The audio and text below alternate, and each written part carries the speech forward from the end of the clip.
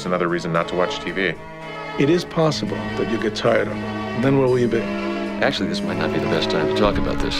Can't you tell I'd welcome a change in subject? Why would you deny yourself something you want? Why don't we give it a few more minutes? Enjoy the scenery? I don't think that means what you think it means. Well, humiliations have been spectacular. I don't know why I picked the wrong boys. I fix you. You're beautiful and you don't talk too much. There he is. There's the man I heard so much about. Hello, it's Dick Whitman. Welcome to Mad Men, the weekly show where we discuss a show that used to come out weekly. Each week, we take a close look at an episode of the AMC series Mad Men, which ran from 2007 to 2015, gearing our conversation around the conversation the show is having about gender, the patriarchy, and trying Mexican food for the first time in California. I'm John Negroni, and, well, I'm not possessive. You can podcast with anyone you want. That's cool. It's been a little bit. How's it going, Lash? I'm fine. I mean, I know we've been podcasting on, Cinemaholics of late. Yeah, why would you ever deny a podcast you want? Well, sure.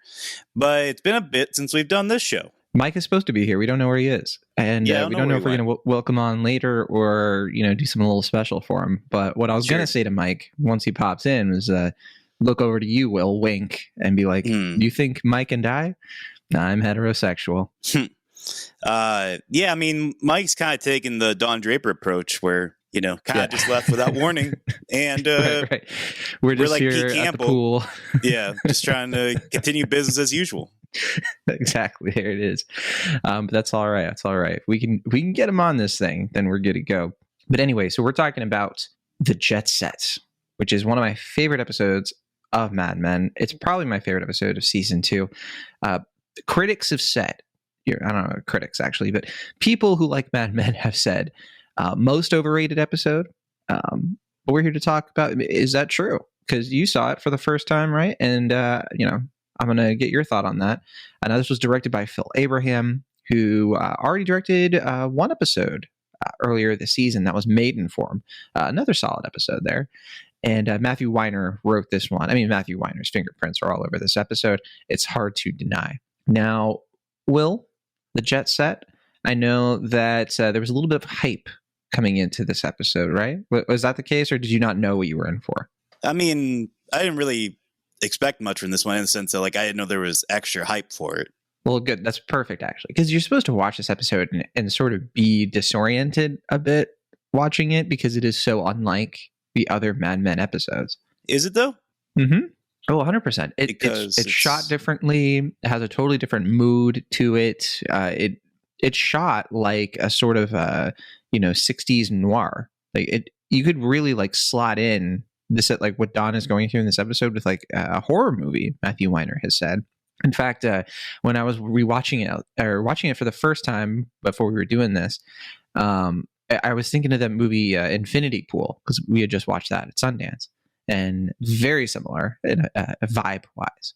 You don't think so? I didn't really get that. I felt it had kind of a dreamy quality to it. That's what I mean. But not like a nightmare. I don't think of it like a horror movie. Well, I think dreams have that edge between being a nightmare, don't they? At any moment, something could go wrong, and you can see in Don's face that he's not entirely sure what he's there for. I mean, I took it as in season 1, he proposes going to California, moving away from his family, just starting life anew. And he gets this almost whimsical opportunity to kind of enact that fantasy in California. He's, kind of following his heart or maybe something else instead of his mind, and just kind of, experimenting with living out of time almost, or kind of living away from himself, or rather being more himself than maybe he's ever been as Don Draper. Yeah, I mean, there's a moment in this episode, it literally cuts from him sort of watching that presentation at the aerospace place, and it's oh, the entire world, total destruction, these missiles can just wipe us all out. And from I think almost the very next scene, he gets into that car, and which, by the way, they shot that scene at night where he goes into the car outside the hotel, which is fantastic, movie magic there, TV magic. How'd they do that? But Like, it was in a soundstage, or how they do that? Yeah, it was a soundstage. It's very similar to, like when Betty was doing the Coca-Cola commercial. Yeah. And the way the lighting works there. Yeah. You can almost tell, like, if you know it while watching it. Because the second time I watched it, I knew that. And I was like, ooh, well, I could kind of buy that. Yeah. Well, I mean, I kind of take that as, like, it's so brightly lit anyway, because it's almost like he's walking into an ad, like, kind of like, why don't you experience California and everything you've ever wanted? Like, he's like tempting himself to kind of play into this fantastical idea of what the California dream could be. So it makes sense to kind of light it in a not entirely realistic way. Now, you reference it being sort of like he's following his heart or pleasure. Yeah, I mean, it really is like a dive into hedonism. Like, I was going to ask you, like, one of my first questions for you is, do you think it's a little too on the nose that her name is Joy? I've always found that a little bit like, okay. A little bit. But I mean, I don't know. Don has been someone who isn't always the most subtle guy. So makes sense. Fair enough. All right. So the jet set. The sort of short synopsis of this is, as we've already mentioned, Don is on his business trip to LA, which was set up in the last two episodes, or the last episode. And while he's there, he essentially abandons Pete Campbell. Pete gets a lot of funny moments in this. We continue the trend, I think, since 6 month leave, where we're just getting more comedy in the show, which I hope you're happy to see, because I mean, this is like stretching more into like the balance of like comedy and drama that I think Mad Men finds a little bit more comfortable as the series goes on. But anyway, while Don's in LA, he ends up going up with this entirely like a bunch of strangers, basically nomads, jet setters. So a little bit of a double meaning in the name of the episode. It's called the Jet Set.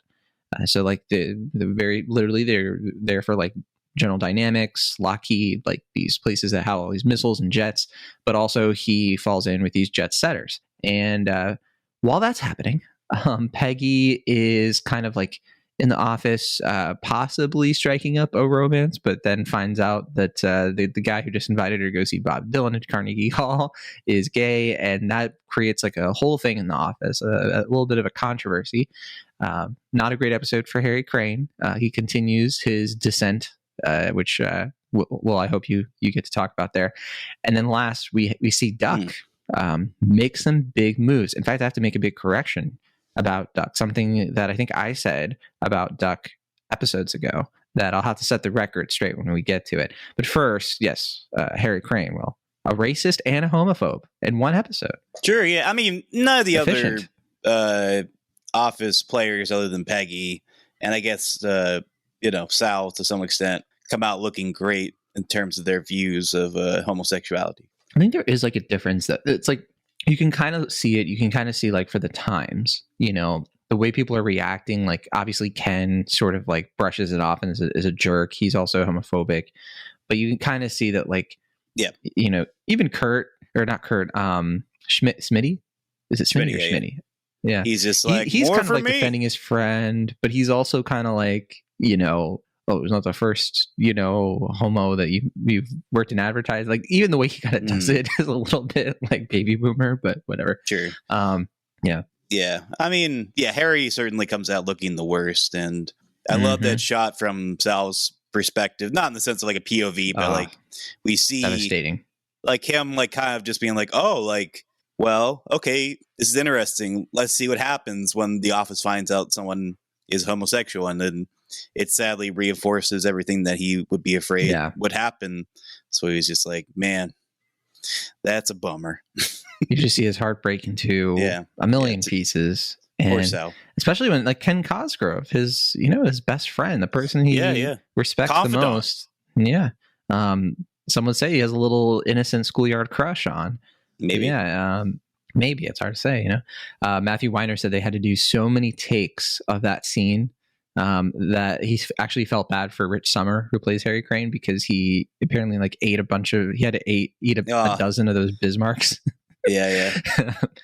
But I mean, I think it was, hopefully worth it. I mean, the acting that the Sal character, I'm blanking on the actor's name again. I'll have to look it up so I get my facts straight there. But yeah, man, it's devastating. It's pretty sad. Sad. Yeah. I feel for old Sal, my man, Sal. But Peggy gets her new hairdo. That's I true. know we're kind of like going around the Big Dawn stuff. I want to do a little bit of a tour. I've been waiting for this because I love that scene where she's just like, I always pick the wrong boys. What's wrong with me? And Kurt just kind of looks at her and just tells her, like, honestly, he's just honest about it. He's like, Yep. Oh, it's your hair. Well, yeah, Then he fixes it. He's like, all style, no substance. Yeah. I love Kurt so much. What do you think of Peggy's new hairdo? It's already turning heads. It's cute. It's a nice little hairdo. But I was gonna mention probably the funniest line in this episode is when Pete's back in the office and all that, and he's like talking about California, and then he notices something's new with Peggy, but he doesn't quite put his finger on it immediately.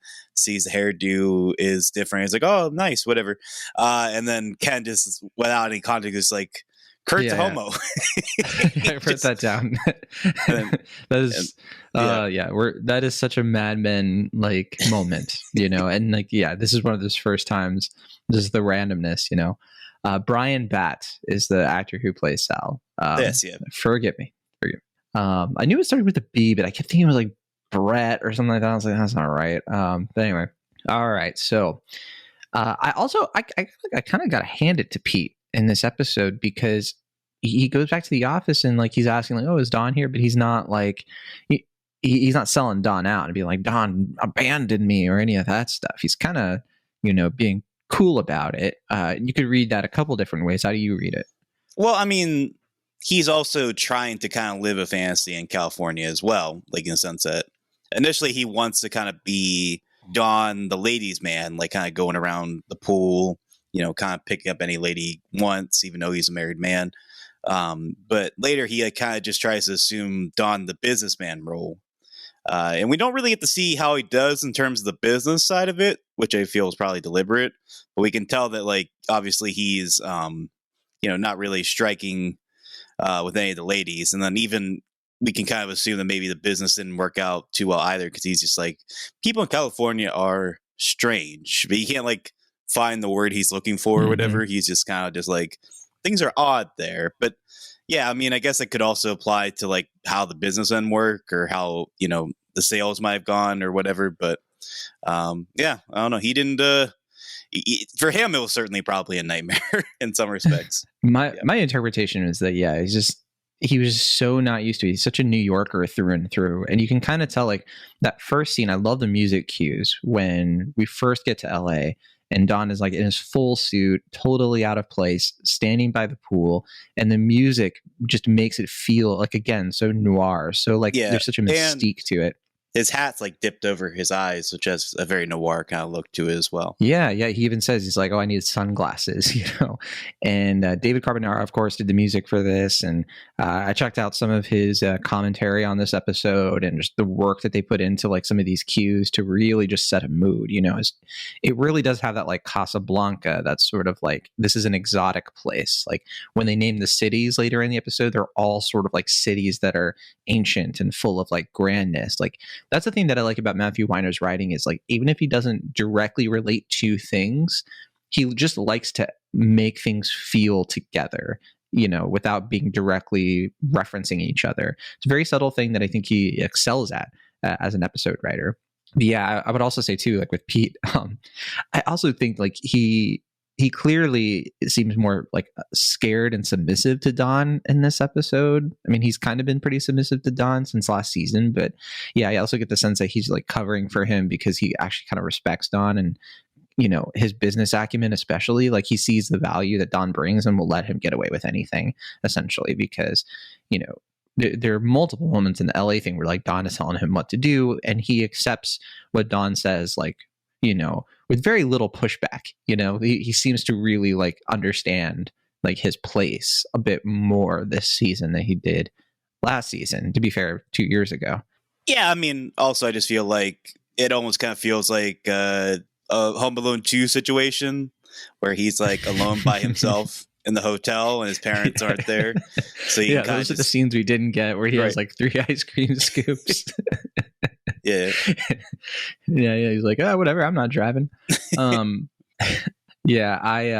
also like the moment where Pete, I think part of it too is that he really respects Don at this point for making something of himself. Now that he knows that Don comes from nothing, and that like the Don Draper name is something he made for himself. You see it when they meet the Vicomte, Montefiore or whatever, and he doesn't say he's Pete Campbell. He says Pete Dykeman Campbell. And he's like, oh, have we met before? Like, he's kind of like trying to like spark some sort of like connection. And you get that sense of like, he's not in New York. He's not in a place where that name means anything. And also he's in a place that, everything's like in slow motion compared to New York. It's very true, Will. I mean, I know you were in California for a minute, but things do kind of go at their own pace here compared to the East. Yeah, I mean, that's definitely mirrored my experience, especially when I got to have some Mexican food of my own with a nice burrito in San Francisco. Mm-hmm. It's different. Yeah. I do think it's really fun that they eat Mexican food in here. And Joy asked Don, he's just like, you ever had Mexican food? Like, it's just such a like big deal, like for us to hear that. Yeah. I forget that like Mexican food wasn't as commonplace as it is today. I was going to say, I mean, I didn't realize that watching this episode. I guess it was like kind of more, was that like in the 70s? Maybe in like the 80s. Probably. Yeah. I don't know the full history of it, but I think like the 70s and especially in the 80s when you started getting like microwave food and people started microwaving like burritos, I think like the taquerias in California and Texas really started to like pick up in other places. We got like Tex-Mex, and like think of like the like Applebee's, like that era. That is like late 70s, right? When a lot of those like chain restaurants started popping out, and the 90s is when they became ubiquitous. Yeah, that makes sense. Yeah. So one thing I did leave out when I did the quick summary is the way the episode opens with Roger and Jane. And Jane, who is like laying in bed, all a bit of a sexy episode, by the way. Yeah. Two like prominent scenes for that. I mean, maybe 3 or 4. Sure. And but the first one we see Jane played by Peyton List, and she's reading a poem that she says she wrote. Well, what if I told you that she did not write that poem? Okay. And that she's doing a little fib to Mr. Roger there. Well, who wrote that poem then? I forget. I got to look it up actually, because it definitely is not hers. And that's kind of the point. I think she's like trying to impress. Yeah. Roger, obviously. Right. But one thing I noticed the second time watching that I didn't notice the first time. So we have that scene, and the whole thing with Roger here is that he's divorcing Mona to marry Jane. He proposes to Jane in the first scene. But that is such an interesting mirror to the way that like Dawn wakes up with Joy later in the episode. Right. She is also on like that side of the bed. She's also kind of, like has like the sheet over, but instead of like plagiarizing a poem, she's reading a book. Sure. William Faulkner book. Yeah. And you just see a little bit more of like a little bit more of a frankness about it. She, and it gets into like who she really is. She's 21. We know Jane is 20, pushing 21. And we see like Dawn and Roger paralleling exactly here. It's kind of interesting. And did you have any read on that specifically? Well, I mean, that is kind of fascinating in the sense that like they are both kind of like living out, I don't want to say like a midlife crisis, but like, more or less it's kind of like more for Don, yeah, because he's 36. Yeah, 36 at this point. Yeah, like kind of just living these sort of fantastical ideas, just like potentially in Don's case, tearing his life apart. Certainly in Roger's case, like he just doesn't seem to care. He's just, steamrolling through his marriage and just trying to, get something happening with Jane at this point. But then, I mean, it seems like there is always something false with Jane's relationship with Roger. Just, even though he's trying adamantly to make it seem like a real, long-standing thing, it's, you didn't buy it when his lawyer was like, congratulations. And like, it's like, yeah, okay. Right. And then now with Duck, like potentially trying to seize on that vulnerability and potentially, trying to like maybe take his position at the company if he's going to fall, a few steps down later on. But yeah, I mean, I do think it's interesting that Joy is seen kind of more as like a fantastical figure, like someone who like you kind of almost expect her to like evaporate in any single scene. Like she has, like you said, that sort of femme fatale personality, but she also just doesn't seem real. Like she seems almost too good to be true, but she does seem also at the same time more tethered to reality, more honest, someone who is a little bit more like transparent about who she is and how she views the world and all that. And so it is a fascinating sort of contradiction between the two characters, and interesting, as you said, kind of parallel or mirroring between Roger and Dawn at this point. Yeah, especially because Dawn has been critical and very icy with Roger over, him leaving Mona for Jane. And we sort of see that the two guys are not that different in this respect. It's like, here's where they are similar and here's where they are different. And it's like Weiner puts them in like the same situation. And what makes them similar is that they both get into that same situation where, in Don's case, he's not trying to leave Betty, but clearly he made choices that brought that on for himself, and won't fess up to it. But even when he meets Joy, like he sees Betty initially, like he doesn't even, actually, I don't think that was Joy that he saw, like, but initially he like sees it was a woman who had the same hairstyle as Betty. But initially he like thinks he sees Betty here in California, and then that's almost like a fantasy of itself, like somehow she found the way to like fly away, left the kids with somebody, and like tried to reclaim her love. And that also kind of sets the scene in a fun, interesting way. Your point, as soon as that happens and he thinks he sees Betty, that's exactly when the Vicomte guy goes right up to Don and is like, oh, hello, my daughter, you don't know is my daughter yet, wants to have sex with you. Right. Well, his name is Willie. Willie, yes. Yeah. The Vicomte de Montfer, whatever he says. So the big difference, though, kind of skipping ahead a bit, is that ultimately Don rejects this. Ultimately, Don kind of sees through the facade. He holds up the glass, right? And it has like the crack in it. And he sees that it's like, it reminds me of what Ken said about the gold violin. It's beautiful in every way except it can't play music. Like there's clearly a fault in this lifestyle. It triggers it for Don when he sees the kids, specifically the kid that looks like him. The man named Christian shows up late and he gives him his room and everything. And he sees that kid and like it's like a flip switches. And he's like, nah, I'm not going to do this. He clearly seems to have a change of heart. I was going to ask you, like, who do you think Christian is supposed to be in relation to Joy? I know, like, his name, obviously, you could do, like, religious stuff, but I mean more literally. Remind me, so who is Christian again? He was the guy that showed up at the pool at night. It was close to the end of the episode. He has the two kids with him. Yeah, the kid. Yeah. I mean, I certainly think he's a Christian father. Yeah, I mean, that's... To me, I kind of took that as like that was what kind of broke the spell a little bit for him in a way. Like he sees, Bobby in that kid a little bit, and he also kind of sees himself. He sees himself because the kid has the bowl cut, kind of. Yeah, I think it's a little bit of both. I think it's him kind of seeing, Bobby, reminding himself of Bobby. But yeah, I think more importantly, he sees himself again. This kind of kid that's like, wide-eyed, looking at the world, can't really comprehend what's going on, but probably, irreparably traumatized by this whole, nomad lifestyle that he's happening to witness and, be a part of in some way. Yeah. Weiner has stated that Christian himself is an ex-lover of Joy, but that those are not her kids. Because apparently people have been confused about that. And that's kind of what I've always read, is that they had like a thing or something. But they were never married. They were just roommates. Sure. Yeah. So, and then to top that off, of course, because I mentioned the William Faulkner thing, I also noticed something kind of interesting at the end of the episode when, but right before the suitcase, when Don is on the couch and he calls up somebody. Clearly, I'm going to ask you who you think that is, but also he rips out a page from the William Faulkner book. Right. And I never really thought much of it before, but this time around, I thought to myself, it's almost like he doesn't expect Joy will finish that book.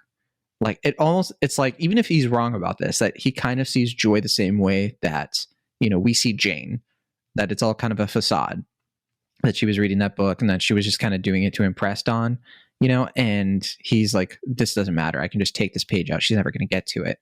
And he uses that, of course, for the address of the person he's going to go see. But yeah. Yeah, I mean, I kind of took it maybe a little bit more literally in the sense that like it's the very last page of the book. And he's like, you see that he writes it under the text, like in a way he's maybe continuing the story, like kind of adding his own narrative to it or his own ending. But I haven't actually read The Sound of Fury. The only Faulkner book I've read is As I Lay Dying. So I don't know if that narratively fits what the story is. I haven't read it either. So I don't know. There might be some connection there that Weiner had in mind. And I'm sure there is. He always does that. But yeah, and then of course we get that reverse shot where he has his arm on the couch and it's the iconic Don Draper on the couch pose, but it's going in the other direction as if to say like, this is, you know, the other side of Don, you know, like this is not, you know, because usually we see him in his suit doing that. This is him when he's shed his skin. And there's something kind of fitting about that scene or that look. Yeah, I mean, I kind of take it like as soon as he stepped into the sun and went in that car, he was automatically Dick again. Like I think there was still like him kind of wearing the Don, you know, persona, but I think, you know, Dick is what came out. Dick there. Is in the driver's seat this time. Well, in the passenger seat. No, I think Dick. Well, no, I mean like I don't mean literally in the car, but I mean I think it's like Dick driving the body. No, I know. I'm. It's like an infinity pool thing again too. It really is like infinity pool. By the way, I'm just fucking with you a little bit, but sure. And then Don is in the car too, but he's kind of like, you know, he's backseat driving a little bit. He's just like, Dick, look out. But like the next thing we see him, like his hair is ruffled, like his shirt's open. Obviously, it's because of the sun, but I just kind of take that as like, that is, you know, Dick in full. But I think it's meant to be like when he passes out and he's like in the house again, that's like him being like Dick in full. But I feel like he kind of reverts back to Don a little bit when he's, you know, comes to a little because he's like thrown off and he feels like he has to be kind of protective and he has to like remember where he is and. Yeah, like I thought he was drugged when I first watched the episode years ago, and it kind of feels that way, especially when you see the guy with the syringe and everything. And yeah. I mean, we don't know what these hippies are up to. Are they hippies? I mean, well, they're nomads, but yeah, because like they're rich, they're avoiding their taxes. They're not bohemians. I think that's one of the things that strikes Don about these peoples because he's used to bohemians. He was, you know, he was in a relationship with Midge. He's been around them. He kind of gets their deal. He's like, all right, communists. But then these people are kind of a different thing. They're like an elite status. They're a little bit more of like the people that Bert Cooper, you know, would kind of like rub shoulders with. And I think that there's something striking about that to Don because it's almost like he can see like, this is where my life could be headed. This is one of the paths. This is one of the branches of the tree that is business. And there's something interesting about that. It's almost a little weird to me that he doesn't really see, like there's the scene where Willie kind of hits on him a little bit. He just like walks into the room, tells him he's beautiful, kind of touches him a little bit. And then he finds out that like Joy's his daughter. And it's almost kind of like when she's like, oh, he doesn't want people to think he's old. The episode doesn't play it up too much. I read it into it that like Don is kind of seeing himself as like this guy someday, you know, because he has different names. He's pretending to be somebody he's not. And he's a little bit more sort of like freewheeling like Dick would be. Right. Yeah. I mean, well, for one, just before I forget, are we supposed to really take Willie seriously in this episode? No, it depends what you mean by that. Well, I mean, for me, like, the actor Felipe Breckenmeyer, I don't know how exactly you pronounce his last name, but I know him mainly from like the Broken Lizard movies, like, you know, Super Troopers and Beer Fest. So like in my brain, like I always kind of look at him comedic. I know he doesn't only do comedies, but in my head I kind of like expect him to be goofy and funny, especially with that like kind of thick accent and his kind of, you know, hoity-toity attitude. But I just didn't know if I was me misreading the character or if we're kind of just supposed to see him as like this goofy, aloof, bohemian, you know, hedonistic kind of guy. I think, I mean, my assumption is the latter, but of course I'm open to any interpretation really, because I think that it's great that you have a comedic actor in this role. Somebody who has been, and not just comedic movies, he's been in a lot of other stuff too. He's been in like romantic stuff too, hasn't he? But, well, that's what I was saying. Like, I'm not saying that's the only thing he's done. That's just what I associated him with. Yeah, I mean, I get what you're saying there. I guess for me, like, I like that sort of like enigma that he brings out. to me, it's more enigmatic than I think it is sort of like this is parody or satire. I don't know if that's what you're saying, but I do think that it's heightened, and I think part of that goes into the writing. Like, I think that he's trying to be extra. He's trying to sort of be this animated, eccentric, the most interesting person in the room kind of character. It speaks to like when Joy kind of drops that line about how he likes Dawn because Dawn's beautiful and he doesn't talk too much. I think the reason he likes that is because he wants to be the center of attention, but without being the only center of attention because of his insecurities. Right. I just mean that like Dawn seems like the type of person who can read people when they're fake, or like he can kind of tell when people aren't being sincere. And that's the reason why he's attracted to Joy in many respects. Like he sees her honesty and her sincerity, as well as her intellect and her free-spirited mentality. So I just didn't know if like we're supposed to just kind of be not like distrustful per se of Willie, but just like the sense of like, oh, he's like a clown, he's a goof, or if that's just me assuming that because I associate him with his comedic work. Yeah, definitely clownish tendencies. Sure. And I think even like, I think Dawn even sees something like when Joy is really trying to sell him on him going with them. I think like she's kind of being a little bit vulnerable. She's kind of trying to negotiate with a guy because I think she genuinely likes Dawn. Like, I think that she, she's experienced the Dick Whitman. Will, get your head out of the gutter. But no, I mean, she even says, she's like, I like sex, and you do too. Like, I think that she's clearly like finding the chemistry there, the physical compatibility with this guy. I think she is also projecting a little bit on her dad when she says that like, oh, he's beautiful and doesn't talk too much. I think she likes that about him too. I think that she's intrigued by him at first because he's mysterious, because he's just like this question mark. And then I think as she peels back the layers and finds a little bit more, she likes that too. But I think that Dawn's kind of in the situation where I think I'm sure he finds her attractive and, is enjoying this lifestyle. But when it comes down to it, like, he looks at those, like we said, he looks at those kids and he sees that like there's no future here. Like, he couldn't bring kids into this kind of thing. And I think that he still feels that responsibility, even as despicable as Don can be when it comes to his kids, in terms of he was going to abandon them to be with Rachel last season.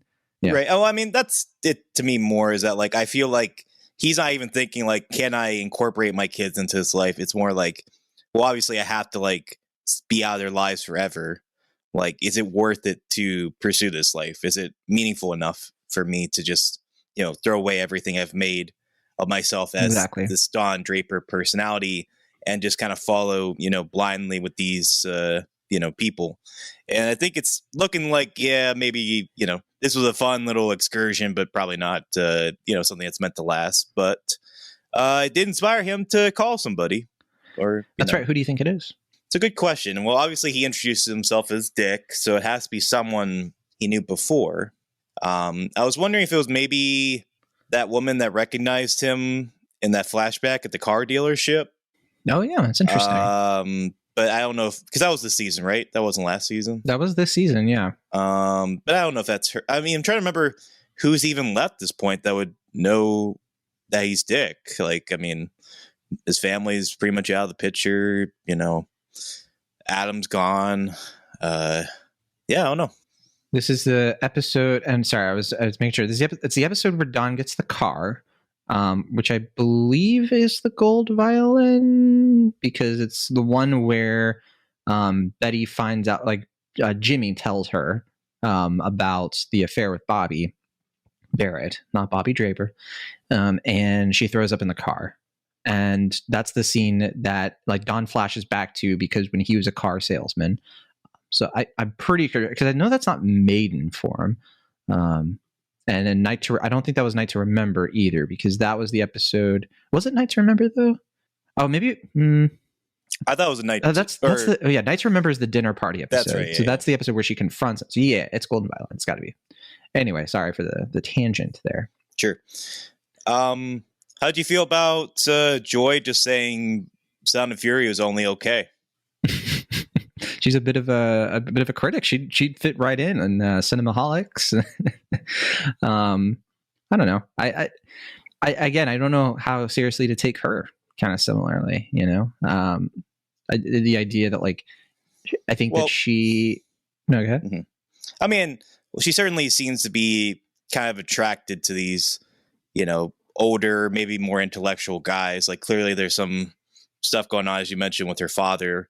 Maybe something. See, that's what I was going to get into. It's like, yeah, because they bring up the thing where she doesn't finish school, and so like I think there's maybe an insecurity there of like where her life is headed, like what she's going to be, and I mean, the episode's not about her, so we don't really get that much info or anything. But yeah, there is something so interesting about like how it all just seems sort of like she's headed toward, I think, bad news. Like I don't see how things pan out for her necessarily. Like she's probably gonna just be left with a bunch of money or something. I mean, if that, it seems like when they're very uncomfortable and Don says like, so you're all well off, he's kind of like rude there. Like, that is more of a Dick Whitman kind of, like sort of, being untoward, I suppose. Yeah. And also, I mean, I want to shout out, I don't know how much he's in the show, but I thought, the actress Laura Ramsey did a nice job here. I mean, I think Weiner enjoyed her because I believe she was in that one and only directorial effort he did, the Are You Here, or whatever that awful movie was called. Because I know, like, the one that you and Mike saw. Yeah, but I think she hasn't really. I think she like kind of stopped acting. I think after like the like early 2010s. Like I feel like she hasn't really like all of her like listed credits are like from the 2000s, and I don't know. Looking at her IMDb, it doesn't seem like she's She's mainly done TV work over the last decade. So a TV or movie wise, she hasn't been in a movie since 2013. It's been a decade. Her last show, she was a lead in a TV show called Hindsight back in 2015, and she was in a TV film that's supposed to be coming out this year called A Rose for Her Grave and Other True Cases. And so I think she probably took a bit of a break from acting. It looks like a 7-8 year break there.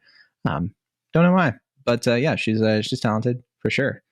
So I feel like we should talk about the duck stuff. Yeah, I mean, I have plenty to say there. Yeah, I was gonna say. I mean, initially, I kind of felt like this stuff was a little out of place, but I think I get why they were incorporated here. Like just when I was watching it initially, I was kind of like, I don't know, it seems a little like odd that this is, being in here, because I had to kind of remember there was like stuff with Dick at the beginning, and then like when that's reincorporated, I was like, oh yeah, this stuff. Yeah, there are a few things you can tie together. It's not as neat and tidy, I suppose, as some other episodes, the way that all the storylines kind of flow. But in terms of, I think, like what Duck does here, I almost called him Dick. Their names are so close, huh? Duck kind of seizes the opportunity that Dawn isn't around. Like I think there is like such an intentionality to him asking for the partnership when Dawn's not there, and he knows Dawn isn't there, right? Because, and then he does this sort of, like you already mentioned it, the same sort of thing, knowing Roger's divorce is happening and using that as a way to finagle the selling of Sterling Cooper to Putnam, Powell, and Lowe. And part of that, of course, is that I think that as we sort of get in that dialogue, he's threatened by Dawn. Roger says, like, Dawn's not exactly your biggest cheerleader. When he does the terms with St. John Powell, he's like, I have to be president, and creative has to answer to me. Like, clearly the guy has sort of, he's on a power trip right now. Matthew Weiner has said, because this is the episode where he does drink for the first time, and this is the mistake that I made. I sort of made it seem more ambiguous and more like, oh, maybe he did drink that night with Chauncey. I think I ultimately landed, I could be misremembering here, but I think I ultimately landed on him not drinking that night. And like the whole Chauncey thing was making him want to, and that's why he got rid of Chauncey. And I thought, it was like, oh, maybe he has kind of secretly. But Weiner has confirmed that no, like he hasn't had any drink at all until this episode. And he likens it to like Duck and drinking is like Popeye and spinach. It's like as soon as he takes the sip, he immediately like barrels forward with like through the pleasantries with Powell, and is able to be like, yeah, you think I'm worth nothing. And then he's able to like do the whole thing. And like, you can tell there's a subtle hint that he's had a bunch to drink before he confronts. Oh, yeah. He takes the breath minute. He takes the lifesaver. And I think that, of course, like it's showing a little bit of like, it could be like some red flag territory there of like, well, is the show trying to say that like alcohol gives you liquid courage and it's great? And I would say hold off, like, there's more to see there. But and there's also, a little bit of a double-edged sword, because like he is forceful about it, but he's also being not a good guy in this episode. So yeah, I mean, the thing I think that's been interesting about Duck this season is that all the other characters, or not all the other, a lot of the characters we tend to focus on this season and in the show tend to be characters who are almost trying to escape themselves, like trying to pursue a persona that they feel like they need to be to propel themselves in business, even if it isn't always in their own personal best interest. And Duck is the opposite. I'm also making these mistakes now. Duck is like the opposite, where it's like he is at his best, at his most destructive, and he doesn't really want to be that because he knows he can't really have like a thriving family life. He can't really, have what he wants in life. But like he is also at his best when, professionally, he's at his best when he does indulge in his, vices and his addictions. And it seems like, yeah, he's like, the tragedy of his character season is that like he's tried to move away from that, but he feels like he has no real choice. And he's basically either willingly or unwillingly like alienated all the things that he wanted when he went to Sterling Cooper. And now he's just like, well, I just got to be this guy if I want to be, mover and shaker in this company. So yeah, it's initially I was like a little like, okay, why are we putting this in there? But then, yeah, as we kind of see that business needing to go about and all that, it's like, okay, I get where this is going. He's interesting because like Duck is a gambler and he tends to take really bad bets. I think that, for example, I think he takes a huge risk when he picks the worst time to ask Roger essentially for a raise, a partnership. He picks the time when Roger just talked to a lawyer, and Duck knows who that lawyer is. They have a little chat about, clearly like this guy is going to, hose Roger dry. And Duck just seems to have this like, oh, I'm still going to bet it all. I'm still going to try to like put Roger in this position where, I'm going to get promoted right now when he's clearly not going to be in a good mood, and he's going to have like, his fleeting money on his mind. Like, it's very odd. But I think that even when he drinks, he still has that sort of like bad judgment. He just knows how to sell it better, I guess. Because when you see him try to sell the partnership, it's so weak. He's just sort of like, I don't have any accomplishments. Like, I love the way that Roger responds to that. He's just like, because he's like, oh, I'd be happy to advocate for what I've been able to do. And Roger's like, good, because I'm at a loss, And I think like the way Duck reacts to that is like defensive, and he's kind of like, well, gosh, gee, what do you mean? Like, thanks for being candid, sir. And I think like Roger probably sees that and is just like, man, like who is this guy? Like he's supposed to be the head of accounts. Like accounts is supposed to be all about like not taking no for an answer. Sure. And like that was probably a big test for him. You know what I mean?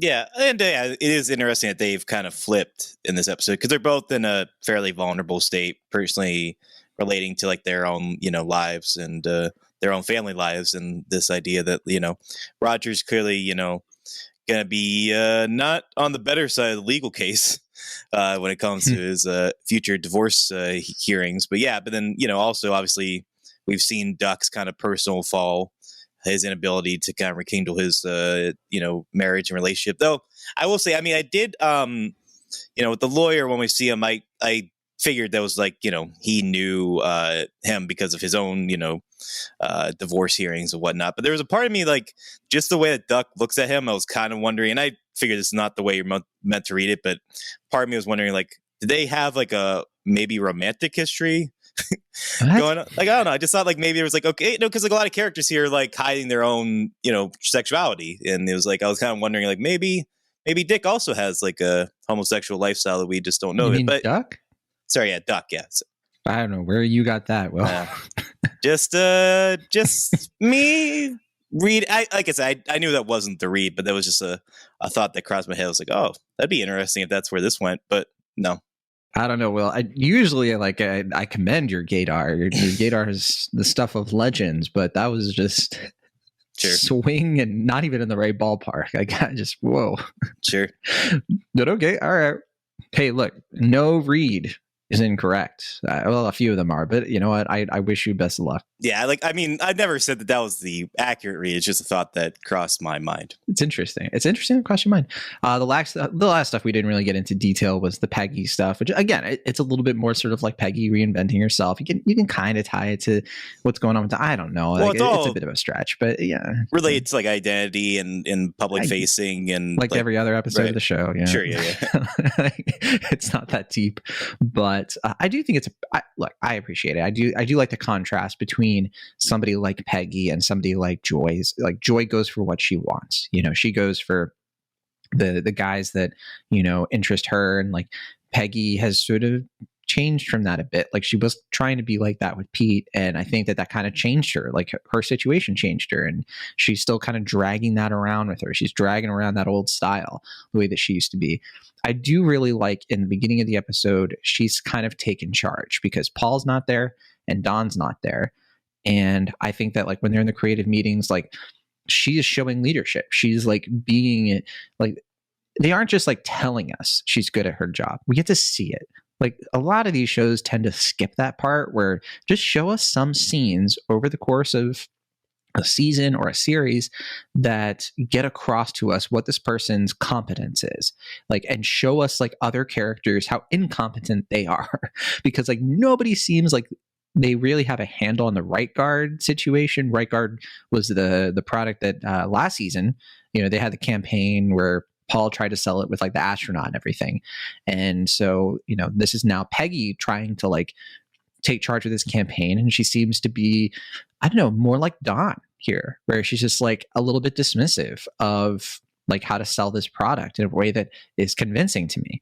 And then she's a little bit more of like, let's get out of here. Let's have some fun. Like she's kind of being more fun. And I think that Kurt is right to point out that like she is ready for the next stage. She's ready to sort of like blossom into becoming her own sort of thing. The problem is that she's not, she's still kind of like carrying around that symbol. I think there's a reason why Pete is the one who doesn't quite notice the hair, but then notices, you know, something has changed with her. And I think that had to have been Pete, right? And I think like her changing her hair, it's not just an aesthetic choice. It really is sort of like a marking of like, we've been watching Peggy over this season, like almost every episode where she's been prominent, something happens with her that continues to sort of like change her. And it's like, we're seeing how a person over time becomes another person, becomes like the next stage of themselves. And I think it's really great writing. We don't see it a lot in shows like this. A lot of the time, we have to rely on like big sort of like stretching, like now they're like this, you know, like think of like sitcoms where like a character like Kevin in The Office is all of a sudden goes from just sort of being like a bumbling accountant in the first season to by the 7th season, he's just like a joke. Like you just can't even like talk in complete sentences. Right? Yeah. I mean, that's like the Flandersization of a character. Yes. Yeah. I don't watch Simpsons, but I do know about that, the Flanders effect or whatever it's called. Flanderization, yeah, whatever it is, it is like it's such a real thing. Sometimes it works out for characters, like characters get better in that way. But yeah, I think that the way they do it with Peggy here is it's great. It's great, and we're not done yet. We still have a few episodes of the season to go. Yeah, I mean, the best sort of example of a Flanderization is like with Always Sunny and like a character like Frank, where they deliberately just like up the ante so much that he's just almost a cartoon character at that point. But yeah, I mean, as far as Peggy goes, I mean, she's a true master of disguise because she is becoming another person. That's a tie. I'm just kind of going through my notes. I'm trying to see if we caught everything. Did you catch my my little plug there for It Ain't Ogre Totes Ogre? The podcast you don't do anymore? Yeah, my now defunct podcast, RIP. Oh yeah, I was going to mention that I think Kurt's confidence is infectious. I love it. It is very European. Yeah, I'm hoping something happens with him and Sal, but I'm not putting my hopes up. I don't know if he's Sal's type. You know, I mean, I know he looks a little bit like Ken Cosgrove. Yeah, I don't think he's his type either. But I just want Sal to be happy. I want him to find a meaningful connection. I mean, I know he's married with his wife, but I feel like that's more of a emotional connection. I feel like he's not really getting the romantic connection there. So I think I mentioned everything I had in my notes. The last thing is that we do see the suitcase at the very last scene. at the door. I just wrote like a little bit of a note. I mean, of course, the symbolism of, Don's suitcase is at the house, and clearly he's not there. His things. We had the Samsonite pitch a couple episodes ago, but I did write just a little goofy note here. I kind of wish delivery folks dressed up that nice. I get these days. Like if I was a delivery person, I'd like to wear a suit. I mean, not really. I'd be miserable, but yeah, you'd be like Don. Wear what makes you comfortable. Yeah, there you go. Especially in California. Yeah, I mean, my overall read on this episode, I mean, the reason I love this episode, I know, and like I said in the beginning, some people find it overrated. I think some people find it a little bit like weird and wishy-washy. And we've noted a couple of the flaws of how not all the subplots come together. But I just feel like this is one of the most cinematic episodes of Mad Men so far. Cinematic in the way where I feel like it's so much more inventive. Matthew Weiner has said that like one of the things that Phil Abraham was able to do with this episode is that because it was like the stranger in a strange land, because it was departing so much from the established Mad Men energy and formula, he could be a little bit more innovative with the camera work. There's the scene where Don is falling down and they do something kind of fun with the camera there that's like attached. So you kind of see him as he goes down. It's a really cool effect.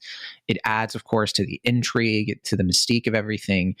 And I just feel like I'm watching something where, especially the first time I'm not quite sure what I'm watching here. I'm not quite sure if Don's in danger, or where everything is headed. And then I think it's an episode that only enriches itself as it goes further. I think the more I've watched it, the more I've just like really gotten sucked into it all over again. And it's an episode that really moves. It's one of the quickest paced episodes for me, even though it's about sort of the slow pace. It's kind of interesting how that happens. So I'm a big fan. I think this is such a great episode of the show, especially in a season that I think that doesn't have as many inventive episodes like this. Yeah, all for it. I did have actually one more. There was a note that I missed, but okay. I don't know if you had one thing you want to add to that. Yeah, I mean, I don't know if I'm quite as high on it as you are, but I certainly like it and respect it a lot. I think it's a cool episode, and I definitely imagine this one kind of set the stage for what's to come later on in Mad Men. I mean, I can't say that knowingly, but I can presume as much based on how you've described future seasons of the show. So that's very intriguing and certainly something I can look forward to when I get to watch the rest of the show, which could be, who knows, because we record these things so infrequently these days. I honestly, like, I get why, like, you just watched it the first time, like, I like it so much because I think I've seen it so many times at this point.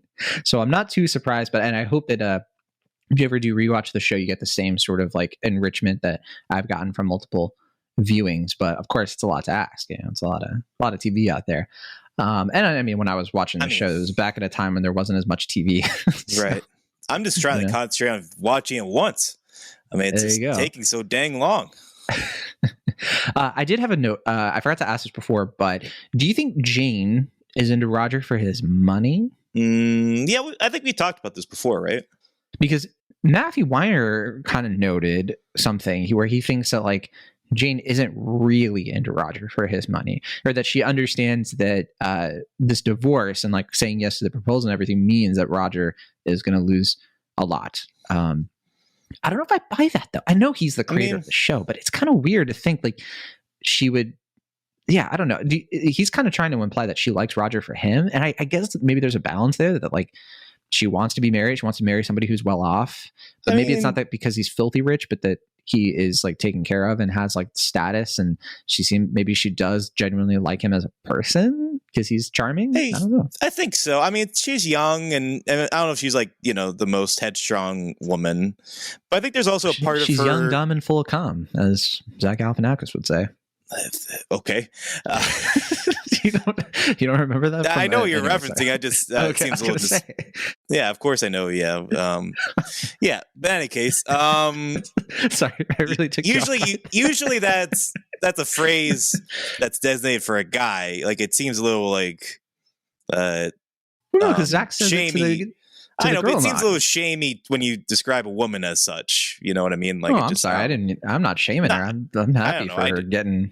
Yeah, She seems to be whatever. getting it good. Yeah, Okay. I get what you're saying, though. I'm not trying to put you on blast or anything. In any case, I would deserve it. in any case, I feel like it's more of a maybe not money thing, but maybe more of a status point. Like, I do think there's a part of her who's like you're saying, she's getting attention, she's being validated as a person. Might be more of a, she's young and she's beautiful sort of thing, but like I think she feels genuinely sort of appreciated. But I think, as we've seen in her episodes where she's in the office, like I feel like she kind of wants to like speed run her way to like a position of like respect, and like kind of similar to Pete. Like, she's obviously younger than a lot of the employees there, but she wants to be seen as a peer, and we've seen that with like how she kind of pisses off Jane by trying to like kind of act like she has a little bit more high status than she does, and also like in a more literal way when she like encourages all the men in advertising to like sneak into Bert's office. Like, she's like trying to like kind of like work her way into high status, and I feel like by being with Roger, that kind of allows her to be seen as maybe superior in her mind, and I feel like that might be part of it, but I don't know. I'm just kind of going through the rest of my notes here. So I think it's funny and ironic that Don's sort of like, Pete, we're not on vacation. There's not going to be any swimming.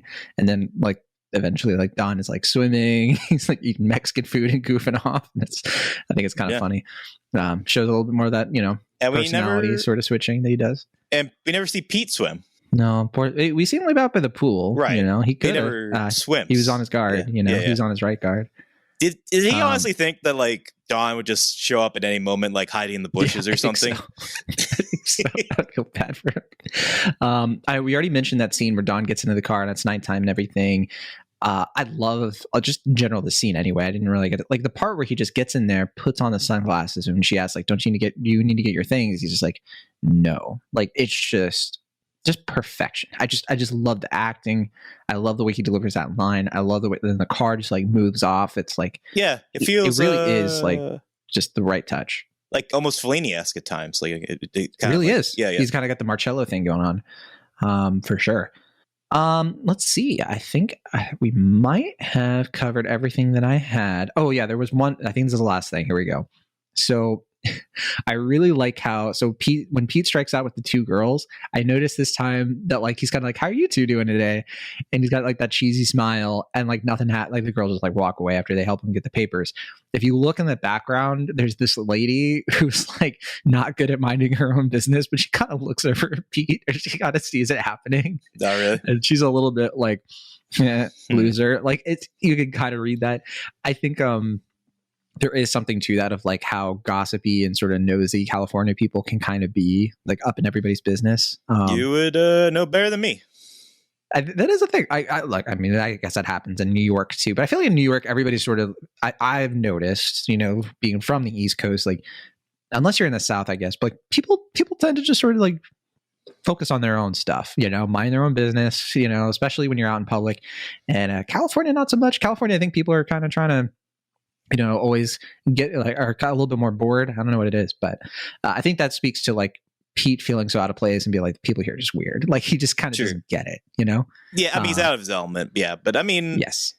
Would he be more his element if Don was there? Like, or do you think he'd just be, more? No, I think if anything, he would be. He could use Don as an excuse. Oh, like, well, Don's sucking in all the attention. Like Don seems to fit in California way better than Pete, and I think it's because Don is the New York guy, Dick is the California guy.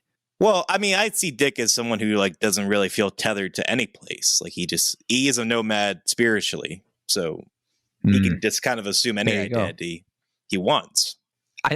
Yeah. Well, we'll have to continue this conversation because California is an important element of the show, and it's something that I think we will get to in even more detail later. Are we going to see more Joy later, or is that the last we see of her? I'm not saying. All right. Come on now. No, we never see her again. All right. So I thought we would see her at least a little bit next week or whatever, but I guess not. Well, I'll leave it open for you. Maybe I'm lying to you. Okay.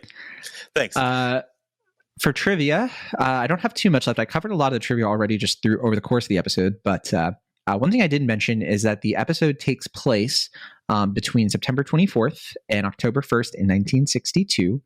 And actually, one note is that Bob Dylan did play Carnegie Hall, but on September 22nd, 1962. So they flowed a little bit with the timeline there, but it is cool that like he actually was at Carnegie Hall around that time. It's kind of funny. Did you think it was weird they didn't play any Bob Dylan on the soundtrack for this episode? No comment, because I would say never say never. I'm not saying ever. I'm saying for this episode. I know, Will Ashton, but just let it be. Let it be. Another piece of trivia. Well, that's the Beatles, John. That's not Bob Dylan. Yeah, I know. Hey, look, we got Bob. Well, look, speaking up, we got a Bob Dylan song last season at the end of season 1. Sure, yeah. And this episode was originally planned for the first season. It's based on the books of Slim Aarons, according to Matthew Weiner. Slim Aarons, excuse me. Which I think have to do with like the jet setters and the nomadic stuff. And I think Weiner always had in mind he wanted to do an episode like this. But I think it worked out because I think it fits really well in the second season when he's estranged from Betty already. It kind of like makes it even more compelling, the idea of him leaving everything behind. The house that the jet setters are staying at that they filmed in this once belonged to Frank Sinatra. And they actually, the house was put on the market 2 years ago for $21.5 million. It's in Chatsworth, California. It's been used in all kinds of TV shows and movies. I think I could be wrong. I think they used that house in I Love You, Man, but I could be misremembering. Ratings-wise, the episode was viewed by 1.5 million people on its initial airing. It's one of the highest rated episodes of this season. And let's see here. That's most of it. A lot of the interesting stuff. Oh yeah, there was one thing about how the hotel room that Roger and Jane are in. So according to one of the producers, or not the producer, excuse me, Phil Abraham, he said that they've used that same hotel room for a lot of episodes. And basically like Dan Bishop and Amy Wells, like the ones who do a lot of the sets and everything, the magic they're able to do to make the hotel rooms look different is nothing short of amazing because they use a lot of the same stuff. Makes sense, yeah. Yeah, there's a whole thing where like Matthew Weiner mentions that like he claims that Jane's not really a gold digger. She just kind of like is into Roger like legit and wants to pursue it. Those are there you go. His words. His words. Gold digger? Not verbatim, but close to it, yeah. Yeah. Mm-hmm. Yeah. I mean, I guess the show was in the tail end of the 2000s, so The music, according to David Carbonara, the music that plays when Don thinks that he sees Betty, like when Betty's like at the bar, it is very similar and is supposed to be of a piece with the music you hear when he sees her walking down the stairs in the hotel on Valentine's Day, first episode of the season. But as you can recall, Don doesn't have as much trouble having the sex in this episode as he did in that episode. The sex. According to Matthew Weiner, the idea behind the blue sport coat and how like the suitcase ends up at the doorstep and he's still in California, his intention there is that his luggage was lost and that he gets to be another person in this way. So Weiner himself kind of like pointing out the symbolism of that. And he said, according to Matthew Weiner, the character Willie was basically taken from the Slim Aarons book. So I didn't mention that before, but I think that the way that the actor is drawn, like the casting apparently was really good because I think that was the intention. Like the clownish, intriguing guy, I guess, is kind of interesting. So, I think that's basically it, Will. All right. Good episode. Yeah, I was going to say, before I forget, did you ever play that? One more thing. Okay. Sorry. Matthew Weiner said that carport scene, the one I mentioned that was shot at night, he thinks it's one of the best I think we've done in the show up until that point. Because this is something he said, I think, when they were making season 3. Which episode was this? Sorry, what scene is this? This is the scene where Don gets into the car. The one I was kind of hyping up before. Yeah. Okay. Yeah, it's a good scene. Yeah. I'm sorry, you were saying before?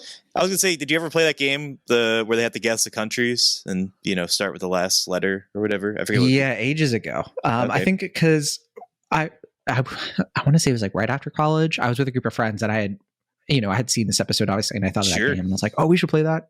It's fun. Yeah, we should do a speed round on the podcast here. It would be more fun if Mike was here, but let's do that now and end the episode. Great. All right. So that's Mad Men Men. Thank you so much for listening. All right. And Portland. All right, fine. Okay. Let's see. I was gonna say Rhode Island, but that's not a city. Rome. Yeah. Oh, there you go. There you go. I almost said Edelweiss. That's not a city. It's a song. Great. And not doing so great at this game.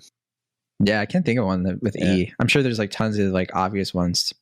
All right, you win, Will Ashton. You did a great job. All right, great. Maybe we can do it with Mike next week. If it'd be more fun. There you go. Yeah. All right. Well, thank you so much for listening. We'll be back next week to talk about The Mountain King, which actually I think is another good episode. So, and Alan Taylor directs. So, don't worry. This is way before Thor: The Dark World. So, all right. Thank you so much for listening. We'll see you all in the next one. Goodbye. See ya.